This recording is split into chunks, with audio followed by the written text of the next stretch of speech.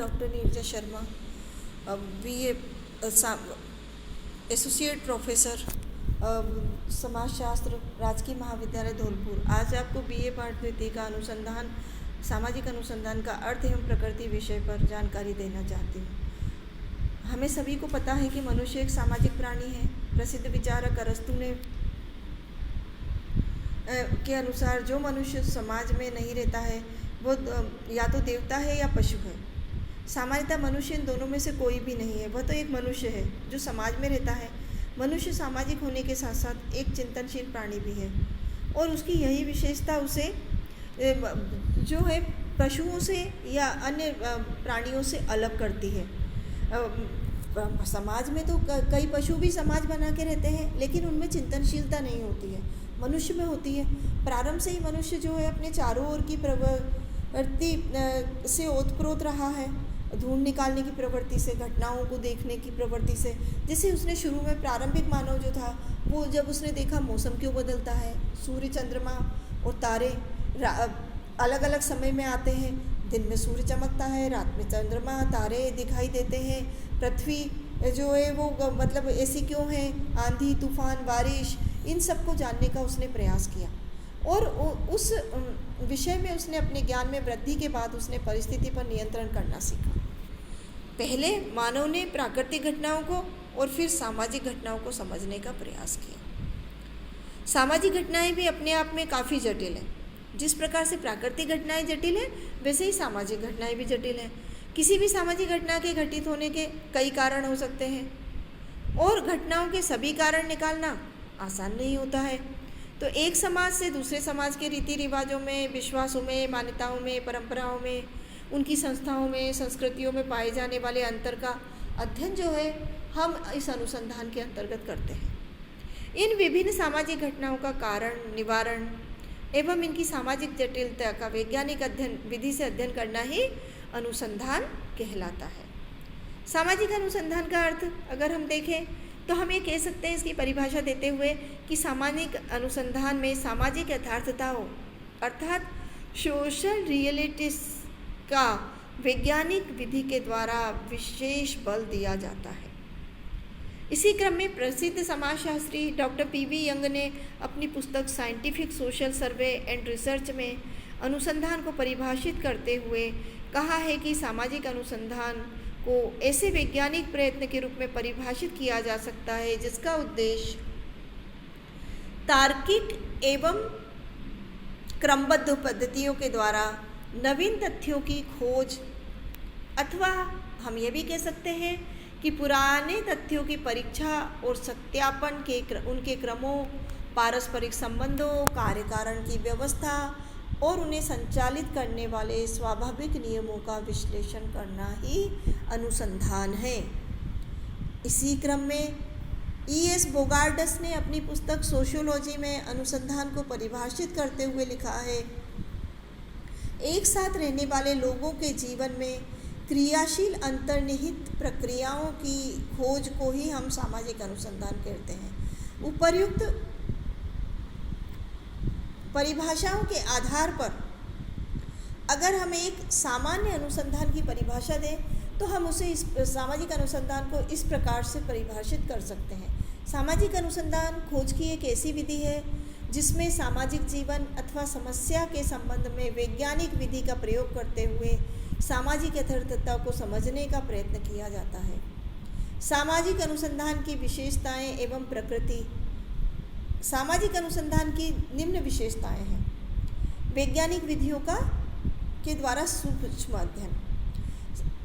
हमें पता है जिस प्रकार से प्राकृतिक विज्ञानों में वैज्ञानिक विधि का प्रयोग किया जाता है अध्ययन में, और उसमें जो जिस वैज्ञानिक विधि का हम प्रयोग करते हैं उसी के उस द्वारा हम जो है सही तथ्यों तक पहुंचते हैं। उसी प्रकार से सामाजिक अनुसंधान में भी वैज्ञानिक विधियों का प्रयोग करके हम घटना का सूक्ष्म से सूक्ष्म अध्ययन करने का प्रयास करते हैं, जिससे कि हमारे जो रिज़ल्ट आए, जो परिणाम आए, वो बिल्कुल वैज्ञानिक विधि से प्राप्त एक्यूरेट रिज़ल्ट हो। नवीन प्रविधियों का विकास। सामाजिक घटनाओं के अध्ययन में हम कई विधियों का प्रयोग करते हैं। अलग अलग घटनाओं में उनकी समय और परिस्थितियों के अनुसार अलग अलग विधियों का प्रयोग किया जाता है। तो इस प्रकार से अगर हमें देखें तो कई बार हमें जो है नई नई विधियों के अध्ययन विधियों का प्रयोग करके भी हम सामाजिक घटनाओं का वैज्ञानिक अध्ययन करते हैं। नवीन ज्ञान का सृजन, जब हम सामाजिक विधियों के प्रविधि के द्वारा अनुसंधान करते हैं, वैज्ञानिक विधि के द्वारा कई विधियों का विकास करके और अध्ययन करते हैं, तो इससे हमारे ज्ञान में वृद्धि होती है। कार्य कारण संबंधों की खोज, किसी भी घटना के कई कारण होते हैं और उस घटना से संबंधित कई पहलू जुड़े होते हैं। तो किसी भी घटना से संबंधित कौन से कार्य और कारण हैं, इनकी खोज भी जो है सामाजिक अनुसंधान के अंतर्गत की जाती है। सिद्धांतों की पुनर्परीक्षा, किसी घटना के विषय में अध्ययन करने के बाद में ऐसा नहीं है कि उसको फिर उसका अध्ययन कोई और नहीं करेगा। एक बार जो सिद्धांत बन गया है वो हमेशा के लिए हो गया है। जिस प्रकार से प्राकृतिक विज्ञानों में हम एक ही घटना, एक ही प्रयोग को बार बार दोहरा के और उसकी पुनर्परीक्षा करते रहते हैं और हमें वही रिजल्ट मिलता है, इसी प्रकार से हम सामाजिक अनुसंधान के द्वारा भी हम अपने सिद्धांतों की पुनर्परीक्षा कर सकते हैं। प्राकल्पना या उपकल्पना की जांच, सामाजिक अनुसंधान में या किसी भी वैज्ञानिक पद्धति का प्रयोग करते हुए जब हम अध्ययन करते हैं तो सबसे पहले हम जिस विषय का अध्ययन कर रहे हैं, जिस घटना का अध्ययन कर रहे हैं, उसके विषय में अध्ययनकर्ता अपनी एक उपकल्पना का निर्माण करता है और उस उपकल्पना के आधार पे के दिशा में ही अपने अध्ययन को आगे बढ़ाता है। जब अध्ययन उसका पूरा हो जाता है तो परिणाम आने के बाद में वह यह देखता है कि उसकी उपकल्पनाएं कितनी सही सिद्ध हुई है। उसकी जांच परिणाम के बाद में उसे पता चल जाता है कि कितनी उपकल्पनाएं उसकी सही सिद्ध हुई है और कितनी उपकल्पनाएं जो है उनमें उसे थोड़ा सा सुधार करना पड़ रहा है। नए सिद्धांतों का निर्माण, तो केवल पुराने सिद्धांतों की पुनर्परीक्षा ही नहीं होती है इसमें, बल्कि किसी अध्ययन से संबंधित नए सिद्धांतों का निर्माण भी होता है। क्योंकि समाज परिवर्तनशील है तो समय समय के अनुसार कई बार जो है सामाजिक परिस्थितियों में परिवर्तन आने के कारण पुरानी मान्यताओं के स्थान नई मान्यताएं ले लेती हैं और इसी कारण हमारे अनुसंधान में नए नए सिद्धांतों का निर्माण भी होता है। सैद्धांतिक और व्यावहारिक समस्याओं का हल भी हम सामाजिक अनुसंधान के द्वारा निकाल सकते हैं। सामाजिक अनुसंधान की विशेषताओं के आधार पर यदि हम इसकी प्रकृति देखें, नेचर ऑफ सोशल रिसर्च देखें, तो हम इसकी कई प्रकृति निम्नानुसार है।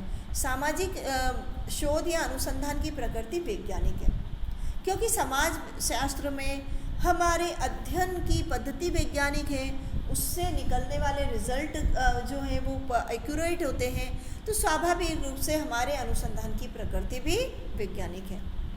अधिकांशतः हम ये प्रयास करते हैं समाजशास्त्र में कि हम उन्हीं विधियों का प्रयोग करें जो वैज्ञानिक प्राकृतिक विज्ञानों में प्रयोग की जाती है।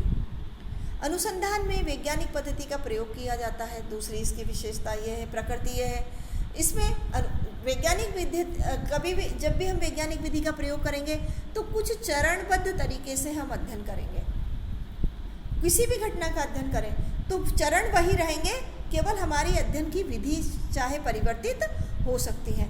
उसमें पहला जो चरण होगा वो होगा निरीक्षण, किसी भी घटना का निरीक्षण करना, अवलोकन के द्वारा, उपलब्ध साहित्य के द्वारा, पूर्व किए गए अध्ययनों के आधार पर उनका अध्ययन करके, इन सब के द्वारा हम पहले घटना का निरीक्षण करते हैं, फिर परीक्षण करते हैं उसका, फिर उसके बाद में हम तथ्यों का संकलन करते हैं। तथ्य संकलन की भी कई विधियां हैं जिन्हें मैं आगे आपको बताऊंगी।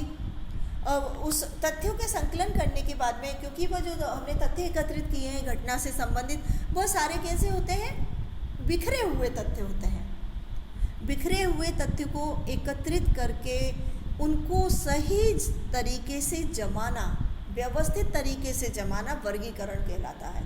और तथ्यों के संकलन के बाद में अगला चरण आता है वर्गीकरण का। हम तथ्यों का वर्गीकरण करते हैं, समान तथ्यों को एक स्थान पर रखते हैं, उनसे भिन्न तथ्य होते हैं, उनको अलग स्थानों पर रखते हैं, अलग अलग इस प्रकार से उनको अलग अलग उनकी प्रकृति के आधार पे हम उनको वर्गीकृत कर लेते हैं। वर्गीकरण के बाद में हम उसको जो है उनका तथ्यों का सामान्यीकरण करते हैं। ये विधि हर अध्ययन में अपनाई जाती है अनुसंधान का वैज्ञानिक पद्धति में। फिर ये सामाजिक तथ्यों के मध्य कार्य कारण संबंध निकालते हैं। जिन तथ्यों को हमने एकत्रित किया है उन तो घटना से उनका क्या कार्य कारण संबंध है, यह भी सामाजिक अनुसंधान में निकाला जाता है।